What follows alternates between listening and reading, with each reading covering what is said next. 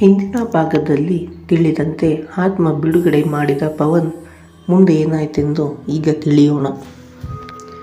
ಮರುದಿನ ಸೂರ್ಯೋದಯಕ್ಕೆ ಹಾಲು ಮಾರುವವನು ತನ್ನ ಸೈಕಲ್ ತುಳಿಯುತ್ತಾ ಭೈರವಗಿರಿಯ ಮಹಾದ್ವಾರದ ಬಳಿ ಹಾದು ಹೋಗುವಾಗ ದಾರಿಯಲ್ಲಿ ಯಾರೋ ಬಿದ್ದಿರುವುದು ಕಂಡು ಅವನ ಮುಖವನ್ನು ನೋಡಲು ಹೋದಾಗ ಬೆಚ್ಚಿ ಹಿಂದಕ್ಕೆ ಬೀಳುತ್ತಾನೆ.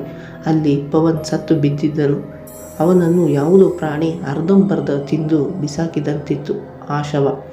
ಆ ಹಾಲು ಮಾರುವವನು ತನ್ನ ಸೈಕಲ್ ಅಲ್ಲೇ ಬಿಟ್ಟು ಊರೊಳಗೆ ಓಡಿದನು, ಜನರಿಗೆ ಸುದ್ದಿ ಮುಟ್ಟಿಸುವ ಸಲುವಾಗಿ. ಸುದ್ದಿ ತಿಳಿದ ಊರ ಜನ ದಂಗಾಗಿ ಹೋಗಿದ್ದರು.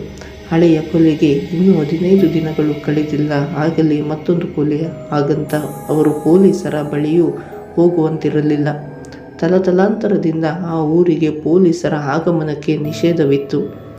ಏನೇ ವಿಚಾರಣೆ ಇರಲಿ ಅದು ಆ ಊರಿನ ರಾಜವಂಶಸ್ಥರು ಬಗೆಹರಿಸುತ್ತಿದ್ದರು. ಈಗ ಆ ಊರಿನಲ್ಲಿ ಉಳಿದುಕೊಂಡಿರುವುದು ರಾಣಿ ಗಾಯತ್ರಿ ದೇವಿ. ಅವರು ಮಾತ್ರ. ಅವರ ಕುಟುಂಬದಲ್ಲಿ ಈಗ ಇರೋದು ಗಾಯತ್ರಿ ದೇವಿ ಮತ್ತವರ ಒಬ್ಬನೇ ಮೊಮ್ಮಗ ಆದಿತ್ಯ ಸಿಂಹ.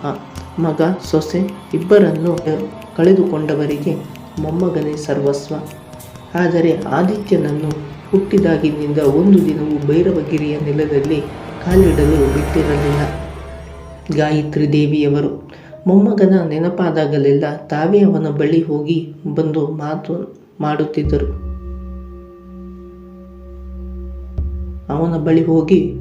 ಮಾತನಾಡುತ್ತಿದ್ದರು. ಮೊಮ್ಮಗನನ್ನು ಊರಿಗೆ ಕರೆಸಿಕೊಳ್ಳುವ ಆಸೆ ಇದ್ದರೂ ಯಾವುದೋ ಒಂದು ಅರಿಯದ ಆತಂಕ ಅವರನ್ನು ಕಾಡುತ್ತಿತ್ತು. ಯೋಚನೆಗಳನ್ನೆಲ್ಲ ಮುಳುಗಿ ಹೋಗಿದ್ದವರನ್ನು ವಾಸ್ತವಕ್ಕೆ ತಂದಿದ್ದು ಊರ ಜನರ ಗಲಾಟೆಯ ಸದ್ದು.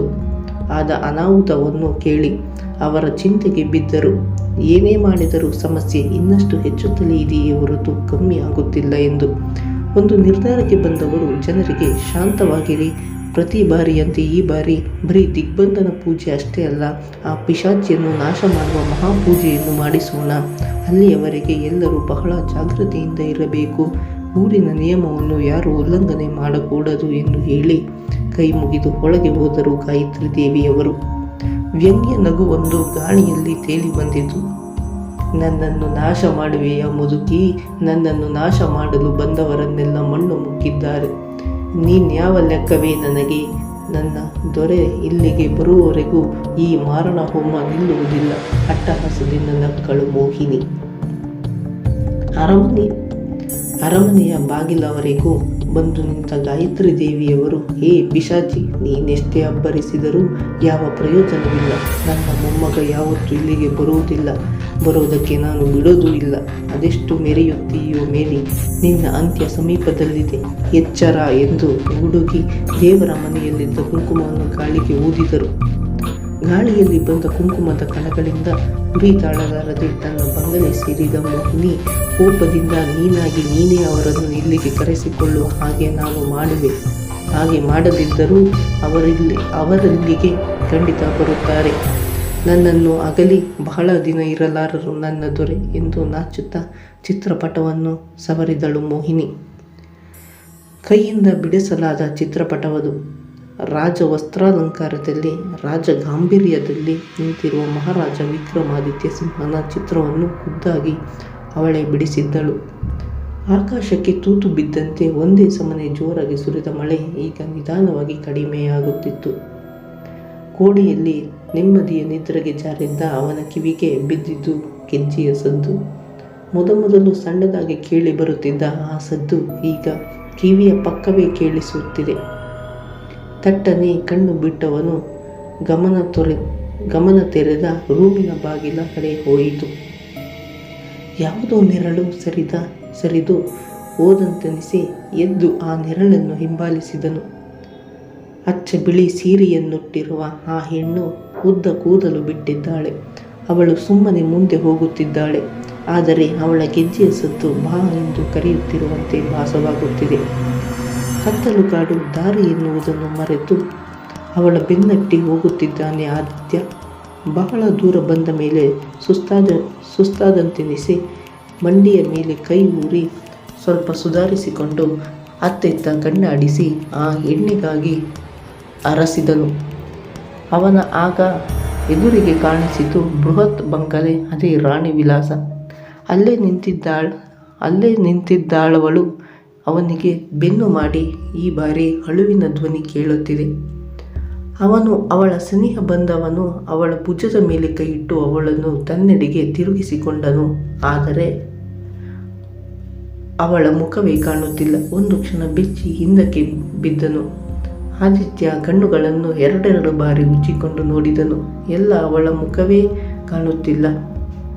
ಈಗವನಲ್ಲಿ ಭಯ ಆವರಿಸಲು ಶುರುವಾಯಿತು. ಓಡಿ ಹೋಗಲು ಅವನ ಕಾಲುಗಳು ಸ್ಪಂದಿಸುತ್ತಿಲ್ಲ. ಅವಳು ಮೌನವಾಗಿಯೇ ನಿಂತಿದ್ದಾಳೆ. ಯಾರು ನೀನು? ನಿನ್ನ ಮುಖವೇಕೆ ಕಾಣುತ್ತಿಲ್ಲ? ಹೇಳು ಎಂದು ಕೇಳಿದನು ಭಯದಿಂದ. ನಾನು ನಿಮ್ಮ ಹಾಗೆ ಮನುಷ್ಯಳೇ ದೊರೆ. ನನ್ನನ್ನು ನೀವು ಮರೆತಿದ್ದೀರಾ? ಆ ಕಾರಣಕ್ಕಾಗಿ ನನ್ನ ಮುಖ ನಿಮಗೆ ಕಾಣುತ್ತಿಲ್ಲ. ಒಮ್ಮೆ ನನ್ನನ್ನು ನಿಮ್ಮ ಅಂತರಾತ್ಮದ ಮನಸ್ಸಿಂದ ನೆನಪು ಮಾಡಿಕೊಳ್ಳಿ. ಆಗ ನಾನು ನಿಮ್ಮ ಕಣ್ಣಿಗೆ ಸ್ಪಷ್ಟವಾಗಿ ಕಾಣಿಸುವೆ. ಅವನು ಇನ್ನೇನು ಮಾತನಾಡುವಷ್ಟರಲ್ಲಿ ಮತ್ತೊಂದು ಹೆಣ್ಣಿನ ಧ್ವನಿ ಕೇಳಿತು. ಆದಿ, ಆದಿ, ಬೇಗ ಈ ಕಡೆ ಬಾ, ಓಡಿ ಬಾ. ಅವಳು ಮನುಷ್ಯಳಲ್ಲ, ಪಿಶಾಚಿ ಎಂದು ಕರೆದಳು ಒಬ್ಬಳು ಯುವತಿ. ಹೀಗವನ ಮೈಯಲ್ಲಿ ಶಕ್ತಿ ಬಂದಂತಾಗಿ ಎಂದು ಹೋಗುವವನ ಕೈ ಹಿಡಿದಳು. ಮೋಹಿನಿ, ಬೇಡ ದೊರೆ, ಅವಳು ನಿಮಗೆ ಸುಳ್ಳು ಹೇಳುತ್ತಿರುವಳು. ನಾನಲ್ಲ, ಅವಳೇ ಪಿಶಾಚಿ ಎಂದವಳ ಅಪ್ಪುಗೆಯಲ್ಲಿ ಮೈಮರೆಯುವವನನ್ನು ಮತ್ತೆ ಎಚ್ಚರಿಸಿತು. ಆ ಧ್ವನಿ, ಆದಿ, ಬೇಗ ಬಾ. ಆಗ ತಕ್ಷಣ ಮೋಹಿನಿಯನ್ನು ಹಿಂದಕ್ಕೆ ತಳ್ಳಿದವನು ಆ ಯುವತಿಯ ಬಳಿ ಓಡಿದನು.